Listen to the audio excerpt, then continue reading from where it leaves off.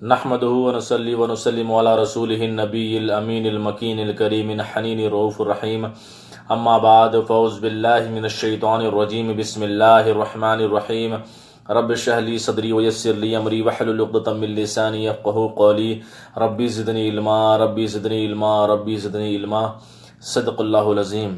انشاءاللہ الرحمن سورہ علق کی تلاوت اور اس کی مختصر تفسیر سماعت کریں گے انشاءاللہ الرحمن۔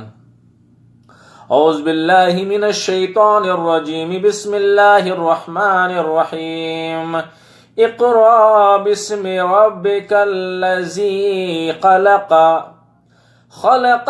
خلق الانسان من علق اقرأ وربک الاکرام الذی علم بالقلم علم الانسان ما لم يعلم كلا ان الانسان ليطغى ان رآه استغنى ان الى ربك رجعا أرأيت الذي ينهى عبدا اذا صلى أرأيت إن كان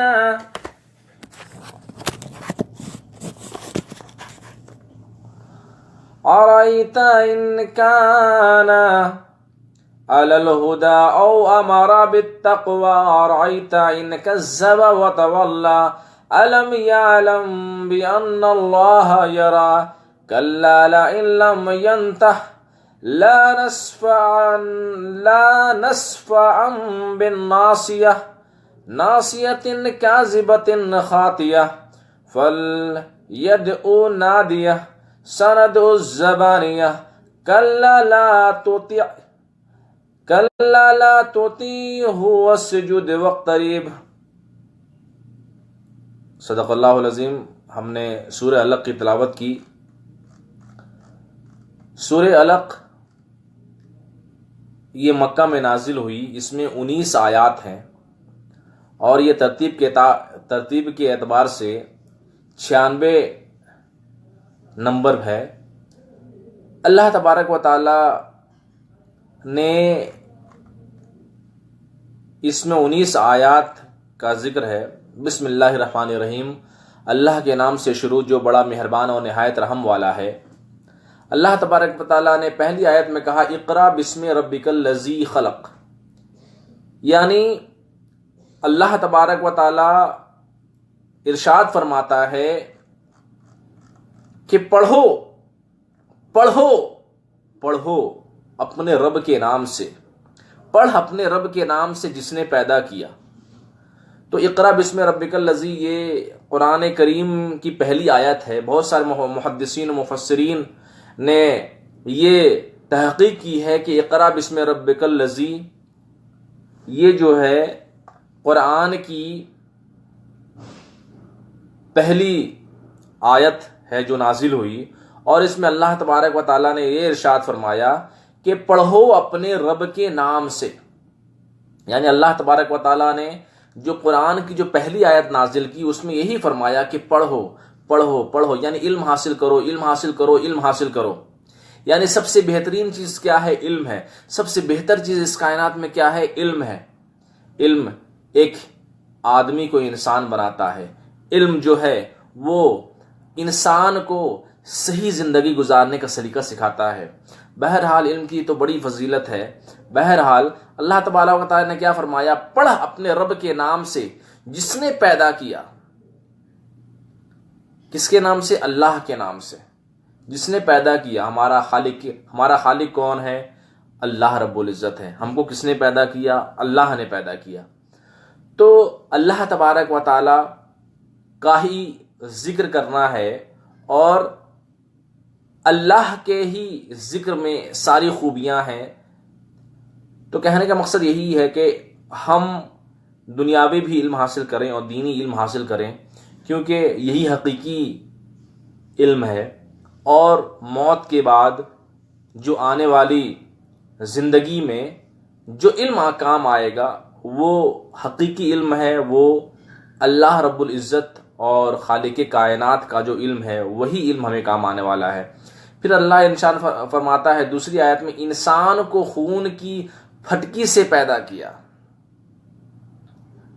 اب سوچیں کہ انسان کی پیدائش کیسی ہوتی ہے نا؟ سیاہ بودار، سن رسیدہ سیاہ بودار گارے سے اللہ نے ہمیں بنایا. یعنی اگر ہم اپنی حقیقت کو دیکھ لیں کہ ہماری حقیقت کیا ہے، ہم فیشن پرستی پہ اتر جاتے ہیں، ہم غرور کرتے ہیں، ہم تکبر کرتے ہیں، ہم بربریت کا شکار ہو جاتے ہیں، ہم ظلم کرتے ہیں، ہم ستم کرتے ہیں، ہم مغرور ہو جاتے ہیں، لیکن ہم نے اپنی حقیقت کو نہیں دیکھا. کیا کہ ہماری پیدائش کیسے ہوئی، اللہ نے ہمیں کیسے پیدا کیا. سیاہ بودار بجتے ہوئے گارے سے ہمیں پیدا کیا اللہ تبارک. بودار جس کے اندر بو ہے نا، وہ چیز سے ہماری پیدائش ہوئی. جس قطرے کو کوئی دیکھ لے تو ہم سے کتنی نفرت کرے گا. تو یعنی سب سے دنیا کی جو سب سے گندی چیز ہے، اس چیز سے اللہ نے ہمیں بنایا، اور بنا کر کیا اشرف المخلوقات بنایا. آگے اللہ پھر فرمائے گا، دیکھیں آپ، پڑھ کے تیرا رب بڑا مہربان ہے. پڑھو کہ تمہارا رب جو ہے نا وہ بڑا مہربان ہے، جس نے قلم کے ذریعہ سے علم دیا. اللہ تبارک و تعالیٰ نے کیسے علم دیا؟ قلم کے ذریعہ سے. انسان کو سکھایا جو وہ جانتا نہ تھا. یعنی ہمیں کچھ پتہ نہیں تھا جب ہم پیدا ہوتے ہیں، جب ہماری پیدائش ہوتی ہے تو ہم کچھ معلوم ہوتا ہے؟ نہیں معلوم ہوتا ہے. لیکن یہ اللہ تعالیٰ کا کرشمہ ہے، یہ اللہ تعالیٰ کا احسان ہے کہ ہم جیسے جیسے بڑے ہوتے جاتے ہیں، ہم کو اللہ تبارک و تعالیٰ ساری چیزوں کا علم عطا کرتا ہے، ساری چیزوں کا علم ہمیں دیتا ہے. تو یہ اللہ تعالیٰ کا بہت بڑا کرم ہے. اللہ تبارک پہلے اپنی مہربانی کو واضح کیا، جس نے پڑھ کے تیرا رب بڑا مہربان ہے، پڑھ کہ تیرا رب بڑا مہربان ہے. پھر فرمایا جس نے قلم کے ذریعے سے علم دیا، انسان کو سکھایا جو وہ نہیں جانتا تھا. نہیں، انسان ضرور سرکشی کرتا ہے. انسان کو اللہ تبارک و تعالی پیدا کیا گندی چیز سے کہ وہ اپنی حقیقت کو نہ بھولے، وہ ظلم نہ کرے، وہ ظالم نہ بنے، وہ بدبختی کا مظاہرہ نہ کرے. وہ ہمیشہ اپنی حقیقت کو جانے کہ ہم پیدا کیسے ہوئے، ہماری پیدائش کیسے ہوئی. اس کے بعد وہ علم حاصل کرے. اس کے بعد علم حاصل کرنے کے باوجود بھی اللہ تعالیٰ ہمیں اتنا علم دیتا، اس کے باوجود بھی اللہ کیا فرما؟ نہیں، انسان ضرور سرکشی کرتا ہے. ہم سرکش ہیں، ہمیں علم ہے لیکن اس کا ہم غلط استعمال کرتے ہیں. ہم علم حاصل کرتے ہیں لیکن اس کو غلط جگہ اس علم کو ہم پیش کرتے ہیں کہ اپنے آپ کو بے نیاز دیکھتا ہے، کہ وہ یہ سوچتا ہے انسان کہ وہ کسی کا محتاج نہیں، وہ کسی کا محتاج نہیں، مگر ہر وقت انسان محتاج ہے. انسان اللہ کی مرضی کے بغیر ایک قدم نہیں چل سکتا.